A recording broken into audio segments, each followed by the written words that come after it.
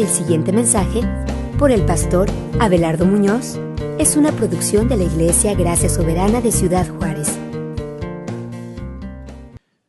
El día de hoy vamos a iniciar una nueva serie basada en el libro de Primera de Corintios, el libro de la primera carta a los Corintios.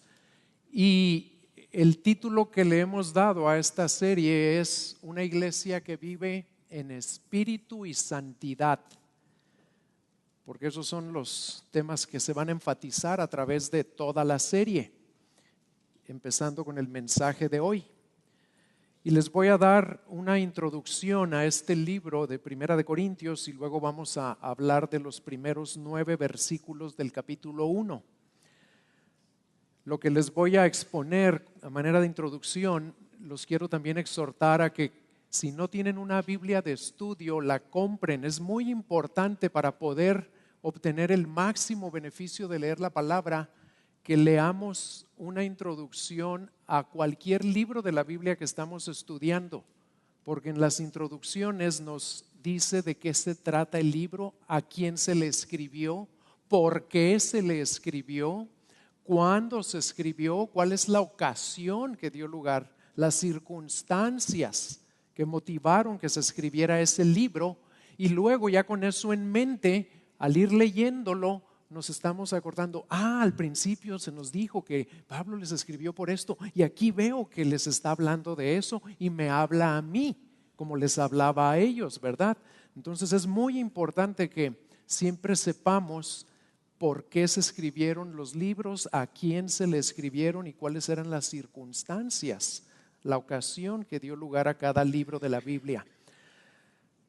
La ciudad de Corinto estaba situada en la parte más al sur de Grecia, en una península que se llama el Peloponeso, y estaba en un istmo, y un istmo es una parte muy angosta de tierra rodeada de mar de ambos lados, y era el paso obligado de todo viaje y comercio, tanto del norte al sur como del este al oeste. Y como por ahí tenía que pasar todo el comercio, se convirtió en una ciudad muy próspera. Y se estima que en los tiempos de Pablo tenía una población de alrededor de 250,000 personas libres y más de 400,000 esclavos. Era una ciudad grande y era una colonia romana, una ciudad muy importante en la que se mezclaban muchas culturas y religiones y en donde se adoraban a muchos dioses y señores. La adoración de esas deidades era parte integral de todo lo que ocurría en Corinto, de los asuntos gubernamentales, de los festivales cívicos, de las cámaras de comercio, de los clubes sociales, de todo lo que ocurría. Era parte esencial la adoración a muchos dioses. Y además era un destino popular de los oradores profesionales que cobraban por entretener a sus audiencias con su habilidad retórica y por asesorarlos en cuanto a cómo avanzar socialmente. Fíjense, ya hace 2000 años había gente que cobraba por dar cursos de superación personal en Corinto. Y como a la mayoría de las grandes ciudades comercialmente prósperas, Corinto era también un lugar famoso por su abierta y desenfrenada inmoralidad. En el Acrópolis, que es el punto más alto de la ciudad, estaba el templo de Afrodita, la diosa griega del amor, cuya adoración promovía la prostitución con fines religiosos y en el cual servían 1000 sacerdotisas que por las noches también laboraban como las entretenedoras de la vida nocturna en Corinto.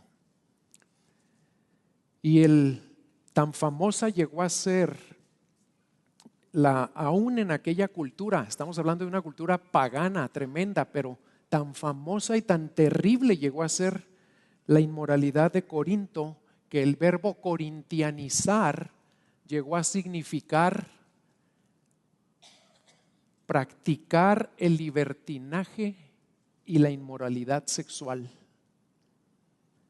Y en contraste con Atenas, donde había un gran interés por la búsqueda de la sabiduría a través de la filosofía, a Corinto la gente no iba a buscar sabiduría, iba solamente a ganar dinero o a gastar dinero en divertirse. Y a este terrible ambiente fue enviado Pablo a proclamar el Evangelio. Y ahora podemos entender mejor por qué en el capítulo 2 expresa que estuvo entre ellos con debilidad y con temor y con mucho temblor, porque además llegó totalmente solo Pablo a Corinto. Sus ayudantes se habían quedado en otra región. Y no nos sorprende que en un ambiente así la iglesia de Corinto estuviera tan plagada de tantos y de tan graves problemas. Esa era la condición de la ciudad, pero veamos ahora cuál era la condición de la iglesia que Pablo había plantado en esa ciudad. Era una iglesia grande, pues en Hechos 18, versículos 8 al 10 leemos esto: y muchos de los corintios al oír creían y eran bautizados. Y en el versículo 10 de Hechos 18, el Señor se le había aparecido a Pablo porque como que se desanimó Pablo, necesitaba un estímulo. El Señor se le aparece en una visión y le dice: no temas, sigue hablando, no pares, porque yo estaré contigo y nadie podrá en ti la mano para hacerte daño. Y luego le agrega el Señor esto y le dice: y además yo tengo mucho pueblo en esta ciudad. Y esa iglesia estaba llena de facciones, de bandos, de divisiones, y cada bando seguía a un personaje diferente. Muchos miembros eran socialmente muy arrogantes. Cuando se reunían para tener comunión y comer, los ricos se sentaban aparte y dejaban solos a los pobres. Había muy poca disciplina en la iglesia y demasiada laxitud, demasiado descuido, tanto en cuestiones morales como doctrinales. No estaban dispuestos a someterse a ninguna autoridad. Y la integridad del apostolado de Pablo mismo era cuestionada. Había una notoria falta de humildad y de consideración por los demás. Y algunos ya estaban listos para demandar a sus hermanos en la fe ante los tribunales del mundo. Y otros celebraban la libertad que ahora tenían en Cristo, pero sin la más mínima consideración por las conciencias de los más débiles. En general, estaban demasiado interesados en los dones del Espíritu más espectaculares y se quedaban muy cortos en el amor fundado en la verdad. Así era la iglesia de Corinto, y cualquier semejanza con la nuestra es mera coincidencia.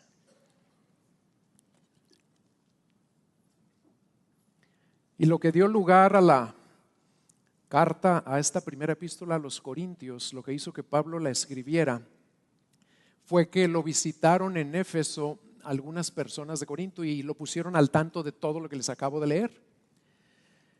Y además le llevaron una carta de la iglesia en Corinto, donde le hacían varias preguntas a Pablo sobre temas muy importantes que vamos a estudiar durante las próximas semanas. Y esta es la iglesia a la que Pablo le escribe esta extensa carta.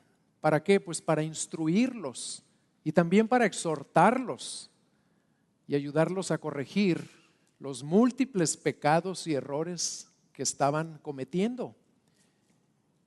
Y también para darles ciertas enseñanzas en cuanto a los temas de los que ellos mismos le habían mandado preguntar a Pablo. Pero otro propósito que tuvo Pablo es animarlos a procurar la santidad a la que Dios ha llamado a su pueblo. Todos esos propósitos quería Pablo cumplir por medio de esta carta. Y a esta iglesia tan tremenda es a la que Pablo saluda con palabras inspiradas por Dios, alentándolos con la certeza de que aquellos que han sido llamados y santificados por Dios, no importa lo débiles o lo inmaduros o lo inmorales que sean actualmente, van a ser sostenidos firmes hasta el fin, porque Dios es fiel. Y ese es el título de mi mensaje: firmes hasta el fin, porque Dios es fiel. Lo primero que vamos a ver vamos a leerla toda porque son pocos versículos y luego ya nos regresamos a estudiar parte por parte. Primera de Corintios capítulo 1, vamos a leer los primeros 9 versículos. Pablo, llamado a ser apóstol de Jesucristo por la voluntad de Dios, y Sóstenes, nuestro hermano, a la iglesia de Dios que está en Corinto, a los que han sido santificados en Cristo Jesús, llamados a ser santos, con todos los que en cualquier parte invocan el nombre de nuestro Señor Jesucristo, Señor de ellos y nuestro. Gracia a vosotros y paz de parte de Dios nuestro Padre y del Señor Jesucristo. Siempre doy gracias a mi Dios por vosotros, por la gracia de Dios que os fue dada en Cristo Jesús, porque en todo fuisteis enriquecidos en Él, en toda palabra y en todo conocimiento, así como el testimonio acerca de Cristo fue confirmado en vosotros, de manera que nada os falta en ningún don, esperando ansiosamente la revelación de nuestro Señor Jesucristo, el cual también os confirmará hasta el fin, para que seáis irreprensibles en el día de nuestro Señor Jesucristo. Fiel es Dios, por medio de quien fuisteis llamados a la comunión con su Hijo Jesucristo, nuestro Señor. Lo primero que vamos a ver es que Pablo les da un alentador saludo a una iglesia que uno no pensaría en saludarlos de esa manera.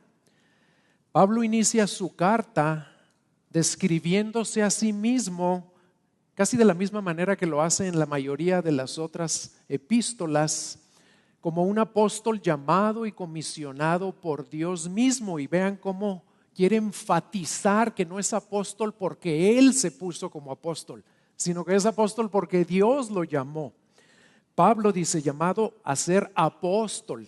¿Y de quién? De Jesucristo. ¿Y por qué? Por la voluntad de Dios. Y la razón por la que Pablo enfatiza eso es porque uno de los problemas en la iglesia era que rechazaban su autoridad como apóstol, algunos de ellos. Y en el versículo 2 se dirige a los creyentes corintios como la iglesia de Dios. Y no les dice, ustedes son mi iglesia, no. A pesar de que él fue el instrumento que Dios había usado para que naciera y se estableciera esa iglesia. Él tenía muy claro, y nosotros también lo debemos tener, que esa iglesia, esta iglesia, cualquier iglesia, es la iglesia de Dios. Y luego se refiere a la iglesia de Dios como los que han sido santificados en Cristo Jesús, llamados a ser santos con todos los que en cualquier parte invocan el nombre de nuestro Señor Jesucristo, Señor de ellos y nuestro. Y Pablo en este primer capítulo empieza a enfatizar, empieza a usar muchas veces una palabra muy importante, la palabra llamado o llamados. Ya la leímos ahí en el versículo 1, es lo primero que dice de sí mismo, yo soy Pablo llamado a ser apóstol. Y luego en el versículo 9, en el 3, en el 2 ya vimos que también a ellos les dice, ustedes fueron llamados a ser santos. Y luego en el versículo 9 dice, fiel es Dios por medio de quien fuisteis llamados a la comunión con su Hijo. En el 24, más para los llamados, dice, tanto judíos como griegos. Y en el 26, considerad, hermanos, vuestro llamamiento. ¿Por qué estaba Pablo enfatizando esto? Porque estaba muy consciente de la iniciativa de Dios, tanto en su propio llamado como en el de los creyentes en Corinto. Y como que les está diciendo, fue Dios quien me llamó a ser un apóstol. Y fue Dios quien los llamó a cada uno de ustedes a ser santos y a tener comunión con su Hijo Jesucristo.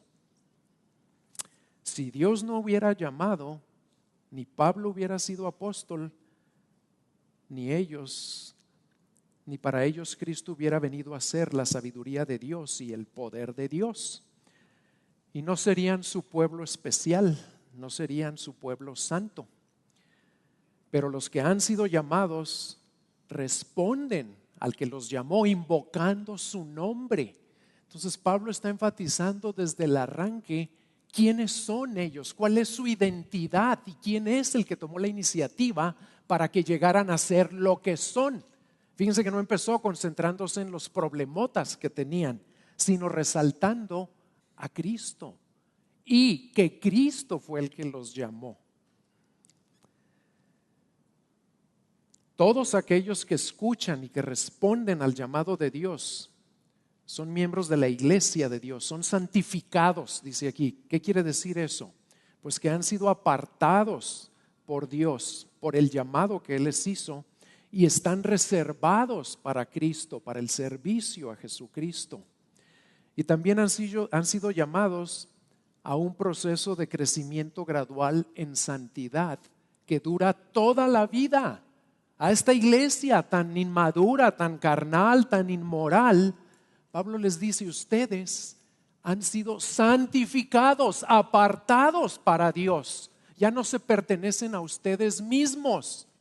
Y también han sido llamados a ser santos, a crecer cada vez más en una vida que refleje el carácter de Jesucristo.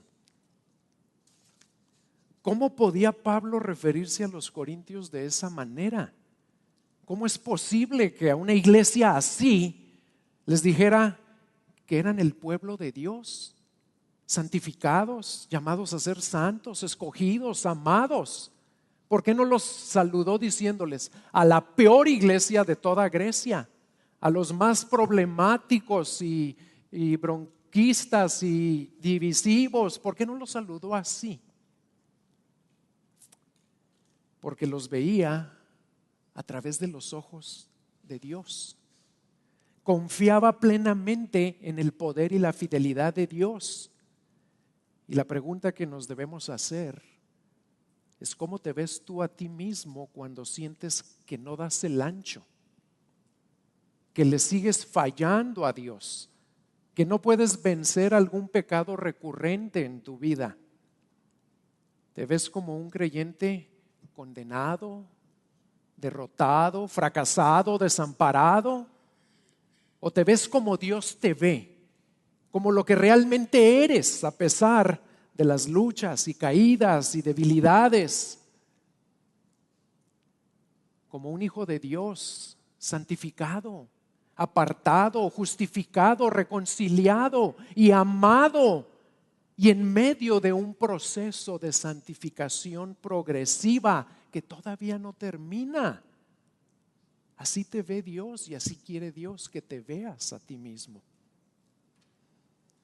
¿Y cómo ves a la iglesia? ¿Cómo ves a los que están a tu lado cada domingo o en el grupo de casa? ¿Cómo ves a los más débiles que tú en la fe? A los que siempre llegan tarde o nunca hacen la tarea o no corrigen a sus niños y dejan que sus niños le peguen a los tuyos. ¿Cómo ves a los hermanos en la fe junto a los cuales Dios te llamó a servir, a adorar, a crecer, a perdonar, a evangelizar? ¿Los ves como una bola de creyentes inmaduros, insensatos, débiles, carnales? ¿O los ves como Pablo veía a los corintios? Que Dios nos conceda la gracia para que después de oír lo que nos hablará por medio de este y de todos los mensajes de esta carta, ya siempre nos veamos los unos a los otros como Dios nos ve. Hace tiempo escuché una frase de una canción que se aplica perfectamente tanto a los corintios como a mí y como a cada uno de ustedes. Y dice así, por favor, tenme paciencia, pues Dios aún no ha terminado conmigo. El segundo punto que vamos a ver de este pasaje es la gratitud de Pablo con respecto a la iglesia en Corinto. Si le preguntáramos a cualquier creyente que ha estudiado este libro o que ha escuchado ya varios mensajes basados en este libro, ¿qué es lo primero que le viene a su mente cuando piensa en la iglesia de Corinto? ¿Qué creen que nos va a contestar? Pues lo más probable es que nos dirá algo así. Lo primero que me viene a la mente son problemas, broncas. pecados graves, pleitos, divisiones, arrogancia, ignorancia. Y estaría en lo cierto.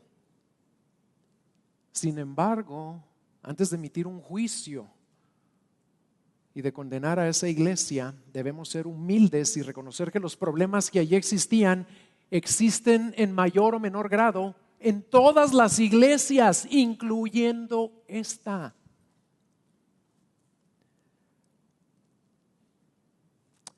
Porque toda iglesia cristiana es una asamblea o una hermandad de pecadores.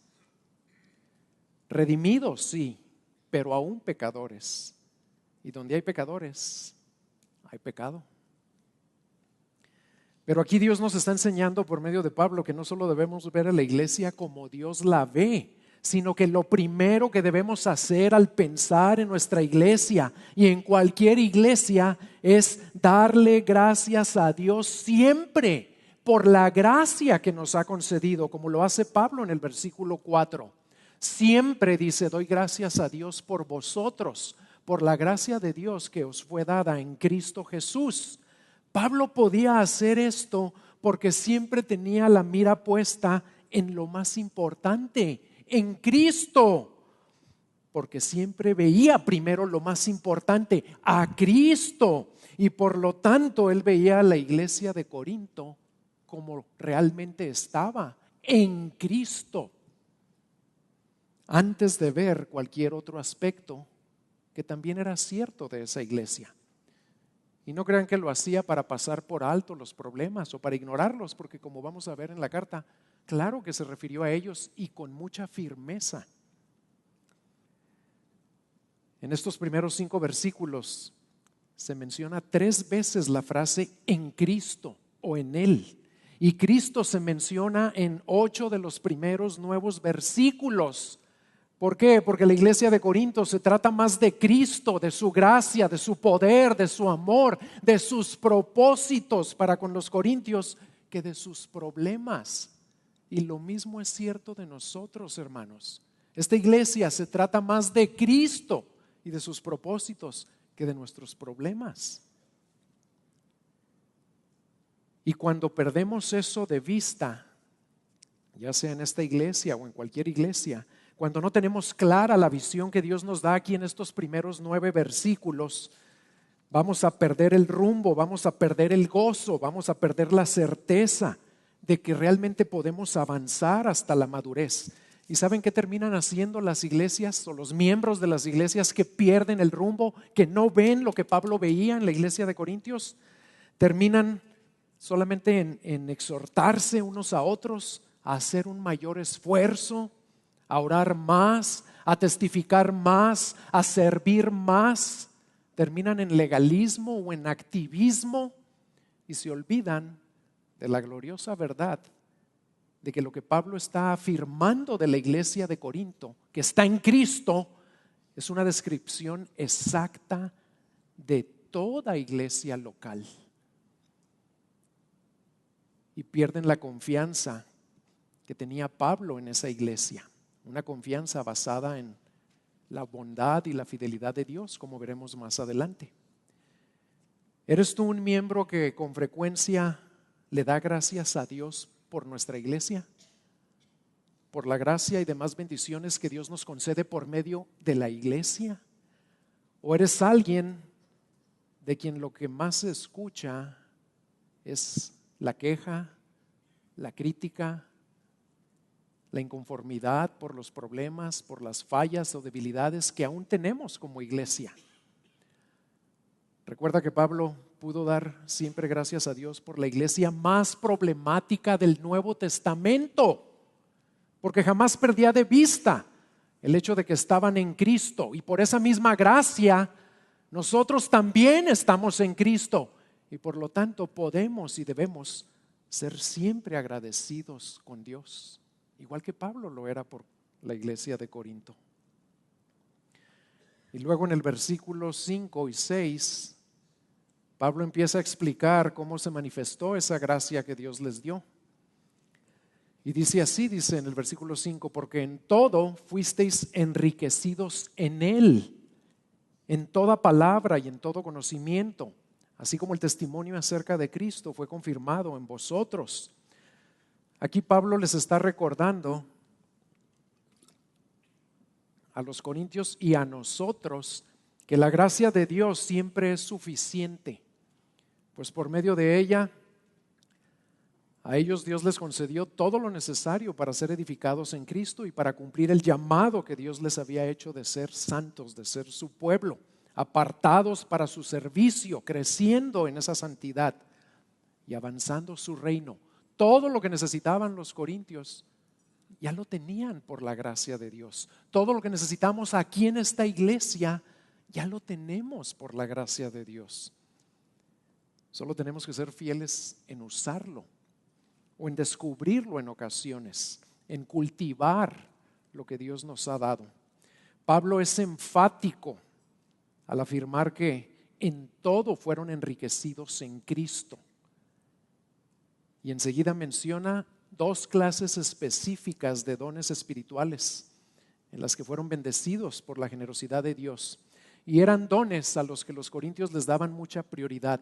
Toda palabra, dice, y todo conocimiento. Y según los expertos, los dones de palabra se refieren o incluyen dones como el de profecía, el de enseñanza, de predicación, de evangelismo, hablar en lenguas, interpretación de lenguas o cualquier otro uso del don del habla que contribuya a la edificación de la iglesia. Y en cuanto al conocimiento, es posible que Pablo se refería a los dones de sabiduría, de discernimiento, de comprensión de la verdad, etc. Los corintios tenían todos los dones, pero abusaban desgraciadamente de muchos de ellos. Todo ese enriquecimiento, ¿saben cómo fue posible? Fue posible mientras Pablo se aplicó durante 1 año y medio, 18 meses sin parar, a predicarles el evangelio de las inescrutables riquezas de Cristo. Esto aparece en Hechos 18. Y ellos respondieron a la predicación de Pablo con fe genuina, con arrepentimiento verdadero, y recibieron el Espíritu Santo, quien empezó a repartir dones entre ellos. Y fue así que la verdad del mensaje de Pablo fue confirmado en ellos. El testimonio de Cristo, que es el evangelio, fue confirmado. ¿Por qué? Porque cambió sus vidas. Antes no tenían el Espíritu Santo, ahora sí lo tenían y eran nuevas criaturas en Cristo, a pesar de ser tan inmaduros. Y Pablo le daba gracias a Dios porque esos dones eran una señal de la presencia del Espíritu Santo en ellos. Eran una señal de que el Espíritu Santo estaba activo en ellos, a pesar de los problemas, a pesar de la inmadurez y los abusos y todo lo demás. Pablo no perdía de vista, era un tremendo Pablo. Era un hombre que realmente se podía decir de él, era un hombre de una sola cosa.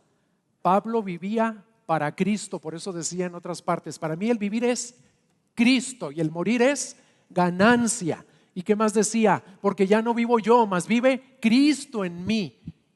Y ese énfasis, ese enfoque, esa concentración en Cristo era lo que le permitía ver a Cristo primero que otra cosa, primero que cualquier otra cosa en la iglesia de Corinto. Él veía los dones, la gracia, las manifestaciones de bondad y de generosidad de parte de Dios para con ellos, y veía el Espíritu de Cristo obrando en ellos. Y por eso podía dar gracias. ¿Por qué? Porque no se desanimaba. Si no lo desanimó esta iglesia, pues no lo iba a desanimar ninguna otra. En el versículo 7, Pablo reafirma la abundancia de dones con los que fueron enriquecidos y añade un nuevo elemento y les dice: de manera que nada os falta en ningún don. Y luego le mete una frase que uno no se esperaría ahí. Y dice, esperando ansiosamente la revelación de nuestro Señor Jesucristo.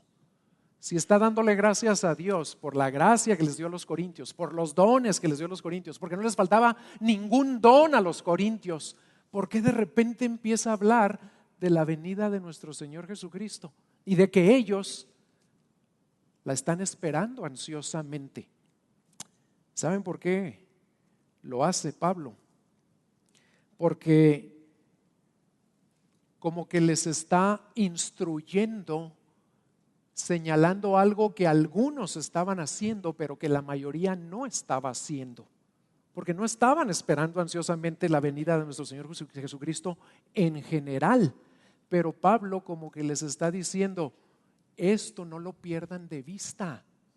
Y al mismo tiempo, al recordarles que debemos estar siempre pensando y anhelando y agradeciendo que el Señor va a regresar por nosotros, al mismo tiempo Pablo les está recordando que los dones, que para los corintios era lo más importante, los dones son temporales. Los dones se van a acabar cuando regrese nuestro Señor Jesucristo. Los dones son concesiones temporales que debemos estar usando para la edificación de los demás, para todos parecernos más a Él cuando regrese por nosotros. Está tratando de hacerlos conscientes de que no le deben dar una importancia desmedida a los dones. La importancia desmedida es para Cristo, para vivir para Él, anhelándolo a Él, esperándolo a Él, reflejándolo a Él, sirviéndolo a Él a través de servir a su pueblo con esos dones que Él nos dio. De todo eso vamos a hablar más a fondo cuando lleguemos a los capítulos 12 y 14 de este libro. Y nosotros también, hermanos, hemos sido enriquecidos por la gracia de Dios, con múltiples dones, repartidos entre todas las ovejas de este rebaño, porque todos tenemos dones, todos, aunque seas un creyente nuevecito. Y todos somos bendecidos y edificados por el uso fiel de esos dones por parte de quienes los poseen. ¿Por qué nos regocijamos cuando están aquí nuestros hermanos de la alabanza? ¿Y por qué nos transportamos a la presencia de Dios y lo adoramos? Pues porque ellos están usando sus dones para bendecir a su pueblo. ¿Por qué oró Carlos ahorita por nuestros niños? Que la palabra que está siendo sembrada en ellos dé fruto en todos y cada uno de ellos. Pues porque hay personas fieles que están ahí sembrándoles la palabra cada domingo. Y podría dar muchos ejemplos más. Aquí hay muchos dones. Hemos sido bendecidos en gran manera por la gracia de Dios y por décadas ya. El Señor ha sido muy generoso con nosotros. Y tal vez no tengamos todos los dones como los corintios, y hay dones en cuyo ejercicio fiel y consistente debemos crecer, pero como Dios es fiel y su gracia es siempre suficiente, tenemos todos los dones que necesitamos para avanzar en nuestro llamado a ser santos, igual que los corintios, para preservar la unidad de la iglesia, para ser discípulos fieles que dan fruto para Cristo. Y por todo esto, también debemos dar siempre gracias a Dios. Mientras mantenemos nuestros ojos fijos en Él, en Cristo, porque es por Él que hemos recibido todos esos dones. Y mientras crecemos en anhelar su regreso, mientras realmente avanzamos en despojarnos de las cosas y ataduras de este mundo para anhelarlo más a Él y para hacer tesoros allá, no aquí. ¿Con cuánta ansia esperas tú el regreso de nuestro Señor Jesucristo? ¿O qué cosas, o qué dones, o qué bendiciones esperas con mayor ansia que a Cristo? ¿Habrá algo en tu vida?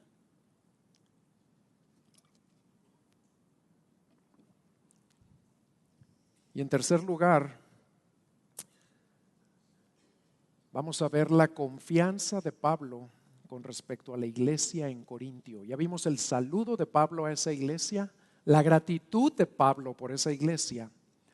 Ahora vamos a ver la confianza de Pablo con respecto a esa iglesia. Y tal vez muchos de ustedes se estén preguntando, ¿cómo puede tener Pablo tanta gratitud y confianza con respecto a una iglesia tan repleta de problemas y abusos? Pues los versículos 8 y 9 nos van a dar la respuesta. Esa respuesta se sustenta en el carácter de Dios. Y por eso Pablo tenía una certeza absoluta en cuanto al futuro de los creyentes de Corinto. Y esa certeza le producía confianza y serenidad con respecto a esa iglesia. Si ustedes tienen la misma certeza, la misma fe que tenía Pablo en el carácter de Dios, ustedes también van a vivir en confianza con respecto no nada más a esta iglesia, sino a cualquier área de sus vidas. Vamos a ver en primer lugar que esa confianza de Pablo estaba basada en la certeza de que Cristo los iba a mantener firmes hasta el fin. Tan firme era la fe de Pablo, porque recuerden que la certeza de lo que no vemos es la descripción de la fe. Tan firme era esa certeza, esa fe de Pablo con respecto a la iglesia de Corinto, que en el versículo 8 declara, el cual, ¿quién es el cual? Cristo. Cristo también os confirmará hasta el fin, para que seáis irreprensibles en el día de nuestro Señor Jesucristo. La Nueva Versión Internacional lo dice más claro, dice, Él los mantendrá firmes hasta el fin, para que sean irreprochables en el día de nuestro Señor Jesucristo. Y esta promesa, hermanos, debe ser una fuente constante de aliento y de ánimo en nuestras vidas. ¿Por qué? Porque lo que Dios nos está comunicando aquí por medio de Pablo es que si estamos en Cristo, a pesar de los problemas o inmadureces o broncas o debilidades o lo que sea que aún hay en nuestras vidas, tenemos la certeza de que nuestro Rey y Redentor Jesucristo está con nosotros y estará siempre con nosotros para levantarnos si caemos, para enderezarnos si nos desviamos, para enseñarnos si ignoramos, para protegernos si peligramos, etcétera, etcétera. Y para mantenernos firmes hasta el fin, en cumplimiento de lo que Él mismo dijo en Juan 6:39. ¿Qué dijo ahí el Señor en Juan 6:39?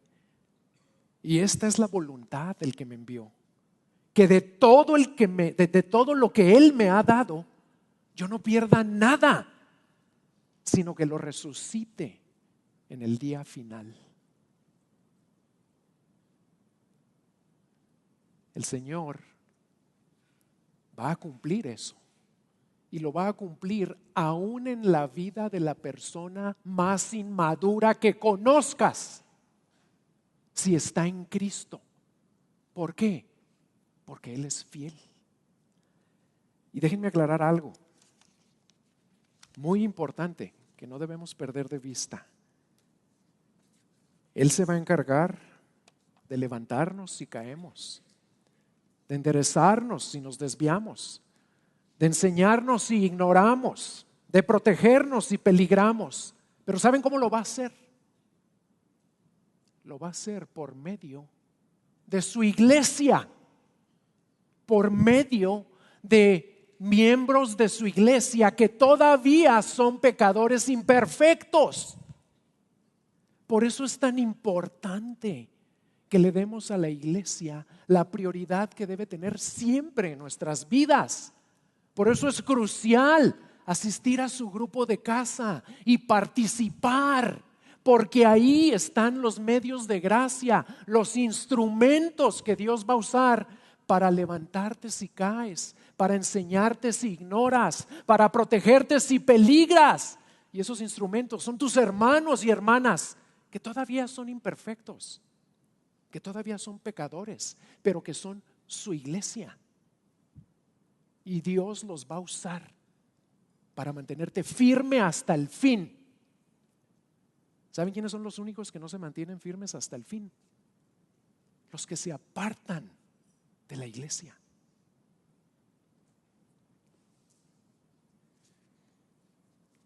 Y no solo eso, sino que además de mantenernos firmes hasta el fin, nos promete que seremos irreprensibles en el día de nuestro Señor Jesucristo.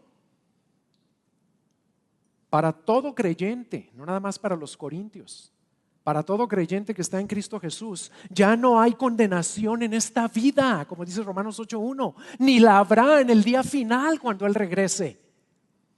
Cuando llegue el día en que los secretos de los corazones de los hombres sean revelados, y va a llegar, hermanos.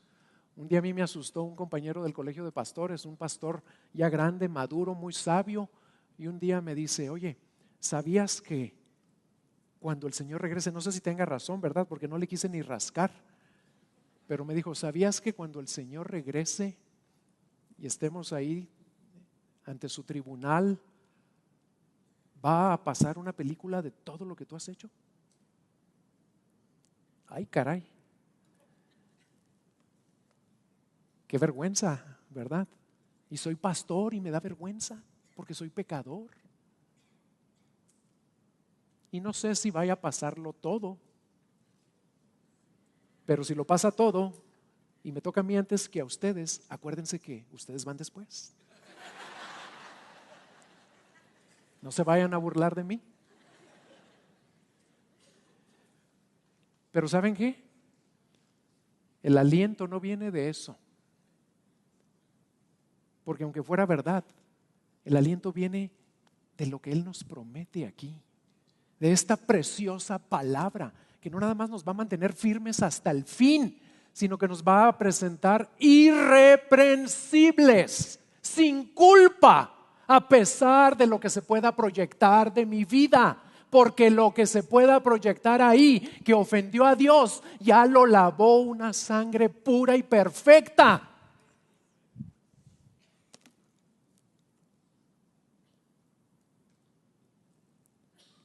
Así que no debemos temer ese día. Por eso hay que anhelarlo, no temerlo. Porque no vamos a ser hallados culpables. Cristo se encargará de que seamos hallados sin culpa, pues ya hemos sido justificados por la fe en su sangre. Y nadie podrá acusarnos ante el Padre ese día, ni siquiera Satanás, que es el acusador de los hermanos. Porque escrito está, hermanos, en Romanos 8, 33 y 34. ¿Quién acusará a los escogidos de Dios? Dios es el que justifica. ¿Quién es el que condena? Cristo Jesús es el que murió, sí, aún el que resucitó, el que además está a la diestra de Dios, el que intercede por nosotros. ¿Crees tú esto tan firmemente que vives libre de toda condenación? ¿O aún batallas para creerlo y vives en temor, en culpa, sin el gozo que Dios ya nos concedió? Y la certeza de Pablo también estaba fundada en la inmutable e infalible fidelidad de Dios. Pablo no ignoraba ni minimizaba el hecho de que los creyentes corintios tenían mucho camino por recorrer en cuanto a su madurez y en cuanto a su santidad. Pero también sabía algo mucho más importante que le permitía tener una confianza inconmovible en que el que comenzó en ellos la buena obra la perfeccionará hasta el día de Cristo. Filipenses 1:6. Y eso que Pablo sabía, ¿saben qué era? Que Dios es infinita e inmutablemente fiel. Y eso afirma en el versículo 9. Fiel, dice, fiel es Dios, por medio de quien fuisteis llamados a la comunión con su Hijo Jesucristo, Señor nuestro. La fidelidad de Dios significa, entre otras cosas, que Él siempre cumple lo que promete, que podemos confiar y depender totalmente de Él, que Él no es hombre para que mienta, que no se puede negar a sí mismo, que Él siempre hará lo que ha dicho por medio de su palabra. La fidelidad es una parte esencial de su carácter, de su naturaleza divina, como se nos dice en Deuteronomio 32:4. Él es la roca, dice ahí Moisés. Su obra es perfecta, porque todos sus caminos son justos. Dios de fidelidad y sin injusticia. Justo y recto es Él. Porque Dios es fiel, envió a su único Hijo a esta tierra para hacer posible que los pecadores se pudieran reconciliar con un Dios santo y justo. ¿Fiel a qué? Pues a una promesa que había hecho desde los tiempos de Adán y Eva. Cuando ellos cayeron, Dios les dijo que algún día vendría un descendiente de ellos, una simiente de Eva. Vendría a corregir todo lo que Adán había echado a perder. Porque Dios es fiel, salvó y transformó a Pablo y lo llamó a ser apóstol a los gentiles y lo dirigió aún a esa ciudad tremenda de Corinto a anunciarles el evangelio de Jesucristo. ¿Por qué? Porque Dios también había prometido desde Génesis que su evangelio alcanzaría a todos los pueblos de la tierra. Él se iba a procurar un pueblo de toda tribu, lengua y nación, como cantamos ahorita, incluyendo corintios en ese pueblo. Porque Dios es fiel, muchos corintios respondieron al mensaje de salvación para llegar a estar en Cristo. Y lo mismo se puede decir de cada uno de nosotros en esta iglesia. Porque Dios es fiel, se ha predicado el evangelio en esta iglesia por más de 2 décadas, hermanos. Porque Dios es fiel, se sigue predicando el evangelio de Jesucristo.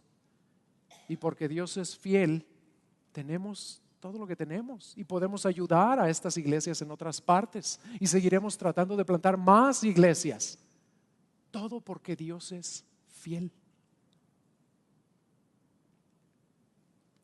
Y por esa misma fidelidad tenemos ahora comunión con su Hijo Jesucristo, Señor nuestro. Ya estamos eterna e inseparablemente unidos a Él. Y porque Él es fiel y por tratarse de su iglesia, Él está comprometido a llevar a su pueblo a la madurez, a perfeccionar a sus santos, a pesar de lo inmaduros que en ocasiones puedan ser. Y esto también nos debe infundir gran aliento, gran consuelo, gran ánimo. Pues cuando seamos tentados a caer en condenación porque estamos más conscientes de nuestros pecados y nos sentimos derrotados o incapaces, debemos recordar que fiel es Dios, quien ha dicho que el pecado no se enseñoreará de nosotros, porque no estamos bajo la ley, sino bajo la gracia. Esa gracia que nos fue dada en Cristo Jesús, nuestro Señor, y que aquellos en quien el Espíritu de Dios realmente mora, están siendo y seguirán siendo transformados al cooperar con el Espíritu Santo en el proceso de santificación progresiva en el cual todos estamos y el cual Dios será fiel en completar.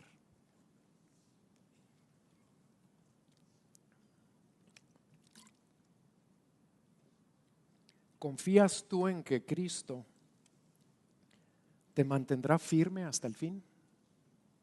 ¿En que serás irreprensible cuando Él regrese?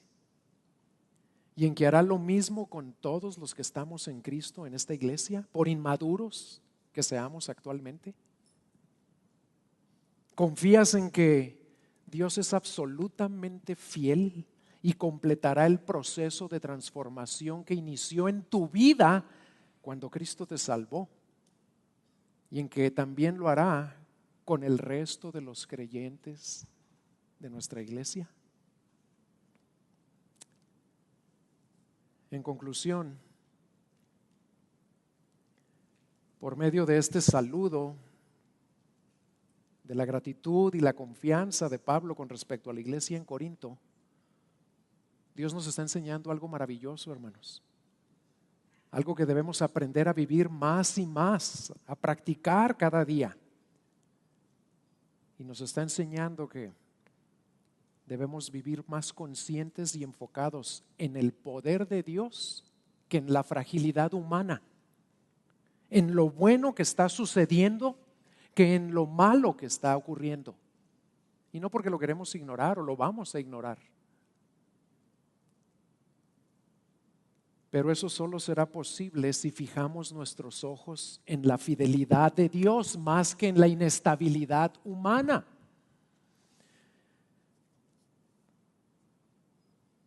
Y debemos mantener nuestros ojos fijos en esa fidelidad de Dios, aun cuando somos afectados, ofendidos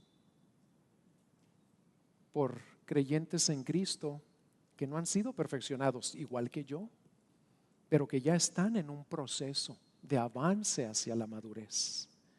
Y eso nos llevará a pasar más tiempo alabando a Dios y agradeciéndole a Dios por nuestra iglesia y por lo que está haciendo en todos nosotros, por su gracia, por su fidelidad para con su pueblo. Y les voy a encomendar 2 aplicaciones específicas y sencillas, pero muy prácticas. La primera es esta, y les quiero sugerir que la hagan incluso hoy mismo si pueden. Ya siempre incluyan esto como un elemento importante de su vida devocional, una parte indispensable de su tiempo a solas con Dios. Denle gracias a Dios por nuestra iglesia, pero de una manera práctica, hablen esta semana con algún hermano de esta iglesia, con alguno de tus hermanos. Habla esta semana, acércate a él y exprésale que le das gracias a Dios por algo bueno que tú ves en su vida, por algo que te bendice con su ejemplo o con su servicio. Pueden ser sus dones, puede ser su amabilidad, puede ser su consejo, o incluso le puedes dar gracias porque fue fiel en traerte corrección cuando tú la necesitabas. Al hacer esto vamos a estar imitando el ejemplo de Pablo, y Pablo era un imitador de Cristo. Y la segunda aplicación es que todos los que estamos en Cristo reafirmemos nuestro compromiso de ser fieles en apoyar, en servir, en participar en la vida de esta iglesia, porque aquí nos colocó el dueño de la iglesia, el que la compró con su sangre. Y porque creemos que Dios es fiel y seguirá siendo fiel en proveernos todo lo necesario a través de nuestra iglesia. Todo lo necesario para crecer en santidad, para cumplir sus propósitos, para preservar la unidad y vivir, como subtitulamos la serie, vivir en el Espíritu y en santidad. Vamos a pedirle al Señor que nos ayude a poner esto en práctica. Esperamos haya sido de bendición.